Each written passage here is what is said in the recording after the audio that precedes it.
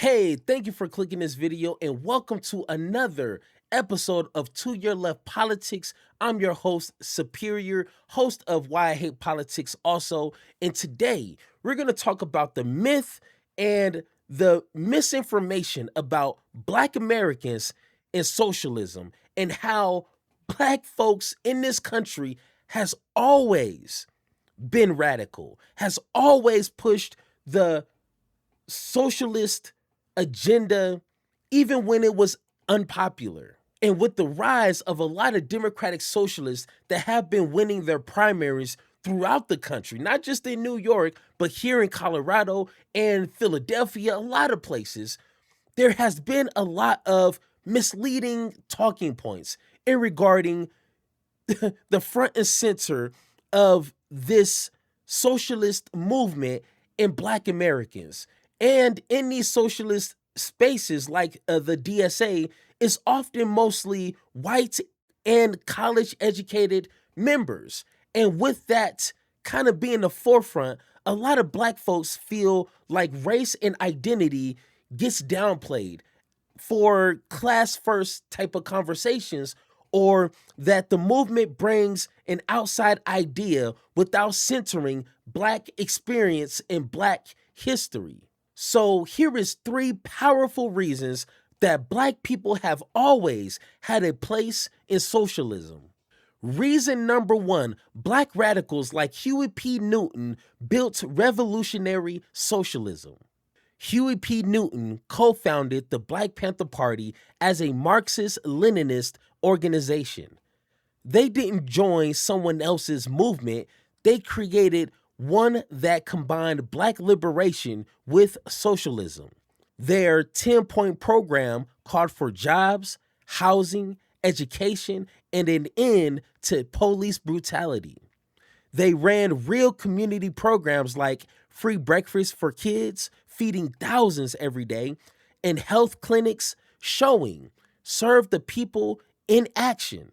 Newton adopted these ideas into revolutionary intercommunalism for oppressed groups everywhere. This was Black leadership making socialism fit our reality. And this is a perfect example of Black leaders like Huey P. Newton taking Marxist theory and constructing it to build within the Black community to serve its people that didn't have to rely on government intervention. All right, reason number 2, Angela Davis and socialism.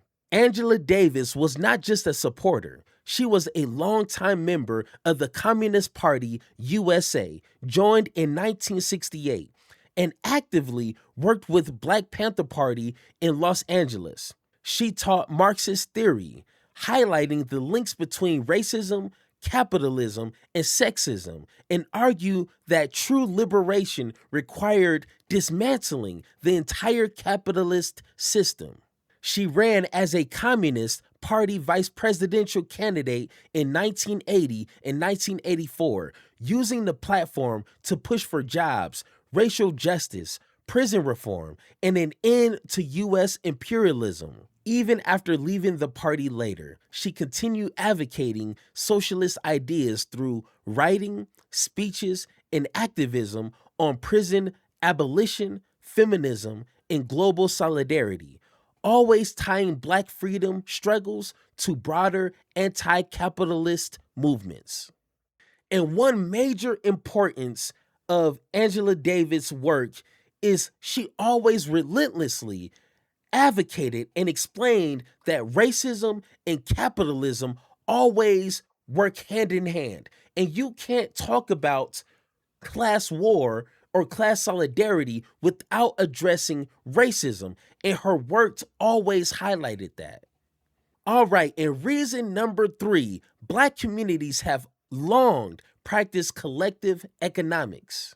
Even before modern socialism talks, Black mutual aid societies, cooperatives, and community groups pulled resources for farming, healthcare, and land since the 1700s.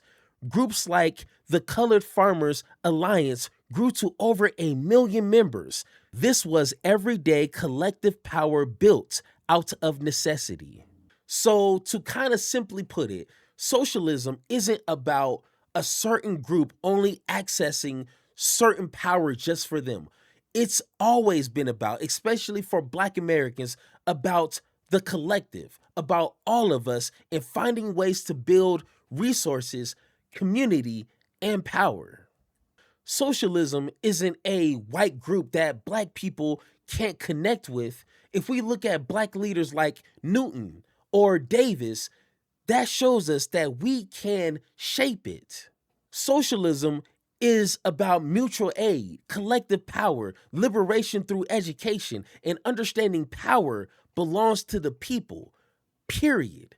So the real question isn't whether Black communities can do this or if Black folks and socialism are compatible. It's how we can make it work today. All right, guys, thank you for watching this video. Let me know what you guys think in the comments down below. If this is your first time watching, go ahead, hit the subscribe button, and I will have a new episode just for you every single Monday. See you next week.